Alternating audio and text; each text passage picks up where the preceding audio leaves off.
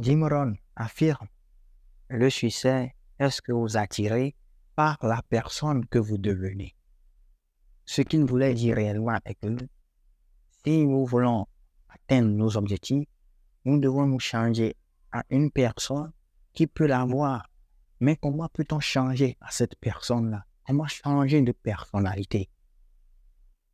Pour pouvoir changer de personnalité, nous devons changer nos habitudes.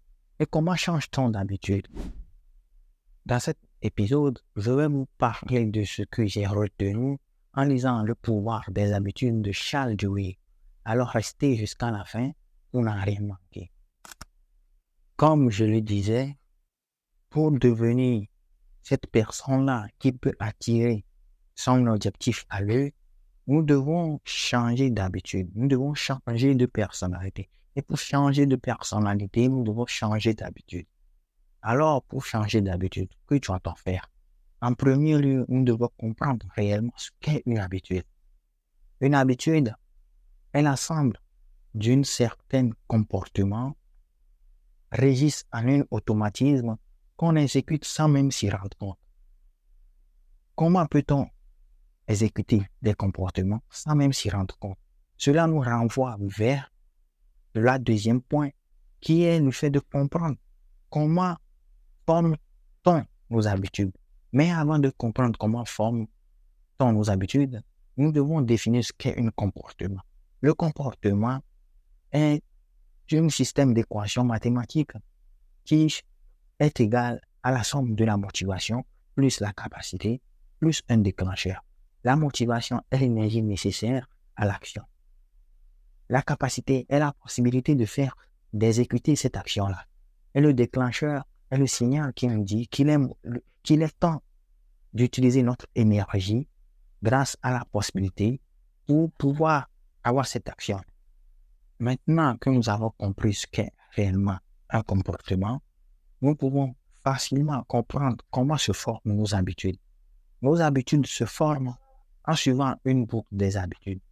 Et cette boucle-là, elle est aussi la somme d'un système d'équations mathématiques qui se résume comme tel. Le boucle d'habitude est égal à la somme d'un signal plus la routine plus une récompense.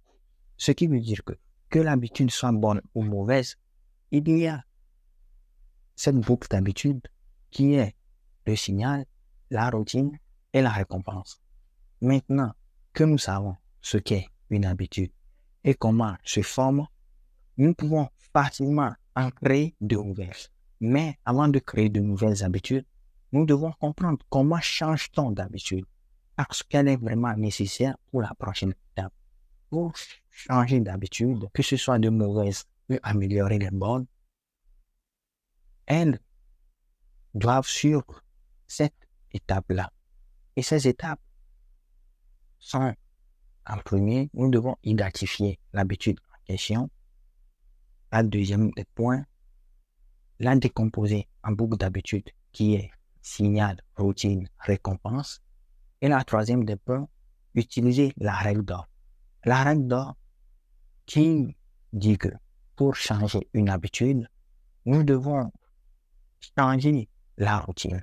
Pourquoi la routine et non pas le signal et la récompense? Parce que l'esprit humain aime ce qui lui est familier, ce qu'il connaît déjà. Et c'est la raison principale pour laquelle nous avons tout le temps peur de l'inconnu, peur de ce qu'on ne connaît pas.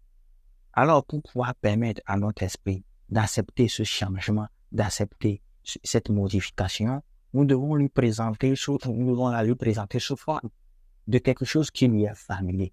Et c'est pour ça que pour changer une habitude, nous devons changer la routine. Maintenant que nous savons qu'est-ce qu'une habitude, comment se forme-t-on et comment on peut en changer, maintenant il nous est facile de créer de nouvelles habitudes. Mais nous devons noter que les anciennes habitudes ne se fassent pas. Ils sont juste laissés pour oubli, laissés pour abandon. Et si notre esprit est en contact avec loin des signaux qui déclenchent l'habitude en question, il nous serait facile à nous de les écouter sans même s'y rendre. Et c'est pour ça que, j'ai vraiment cru, après avoir quitté nos parents, après des années, lorsqu'on retourne chez eux pour des fêtes, il nous est facile de trouver les assiettes, les verres à eau, l'eau dans le réfrigérateur, des trucs que nous, qui sont des personnes qui ont vécu là-bas, peuvent reconnaître facilement. Alors, notez que tous ces points que je viens de citer sont importants, mais il existe deux facteurs externes qui peuvent nous aider, qui peuvent contribuer pour nous faciliter la tâche dans notre mission de créer ou de changer d'habitude. Ces deux facteurs externes sont le désir et la foi. Pourquoi le désir? Parce que dans tout changement, dans toute modification, nous devons vouloir de tout cœur ce changement-là. Nous devons désirer de tout cœur cette modification-là. Sans cela, nous ne pouvons pas y arriver. Comme Bob Proctor le dit, si vous prenez la décision de faire quelque chose, d'avoir quelque chose, vous ferez tout pour l'avoir. La preuve, si vous voulez des nouvelles téléphones, vous faites tout pour les avoir, non? Des nouveaux habits, une nouvelle maison. Vous faites tout pour l'avoir. Et c'est la même raison pour laquelle, si nous désirons, nous voulons de tout cœur changer ou créer de nouvelles habitudes, nous pouvons le faire. Et pourquoi la croyance? Parce que seul le désir ne peut pas y arriver. Bien même que vous voulez, vous avez le désir ardent de le faire, vous devez croire en vous, croire à ce truc-là, ou croire en quelqu'un qui l'a déjà fait pour pouvoir y arriver. Alors, sachez que moi, je crois en vous, je crois en votre personnalité. Et si vous avez aimé cet épisode, n'hésitez pas à me le dire en commentaire, à me donner un pouce bleu et à le partager avec ceux qui en ont besoin. Et surtout, merci, on se donne rendez-vous dans une prochaine épisode.